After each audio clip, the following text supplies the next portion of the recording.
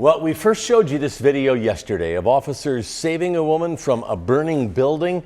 LMPD released body cam footage from that September fire this week. Today, WDRB's Dakota Sherrick caught up with those officers to learn how exactly they saved her life.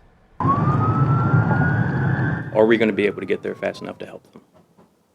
That's what went through my mind. 3 LMPD officers, James Mills, Daniel Kaiser, and Caleb Broughton, were some of the first to respond to the structure fire where a woman was trapped. There's flames pouring out of the building, there's smoke coming from it, and she's on the roof screaming. We only had like maybe a second to really register what was happening and how to act. How to act in a situation they aren't typically trained for to begin with, and having only been 3 weeks on the job. All I do remember in the moment was how hot it was, just where I was, so I can imagine how hot it was where she was on the roof, closer to the flames. It took some convincing to get the woman to jump down from the second story, but the officers tell me there was no time and no other option. You could see the flames coming out of the window, and you knew if we don't act, those flames are going to make its way to the roof, and she might not make it. We all realized there was no time for us to actually climb up or go up any stairs because everything was fully engulfed. Yeah, jump down those. You gotta jump. We were all telling her, like, you've got to jump. Like, there's nothing else you can do right now. You got to trust us. Thankfully, she did trust us enough to jump to us. Body cam footage shows Broughton, Mills, and Kaiser putting their hands out,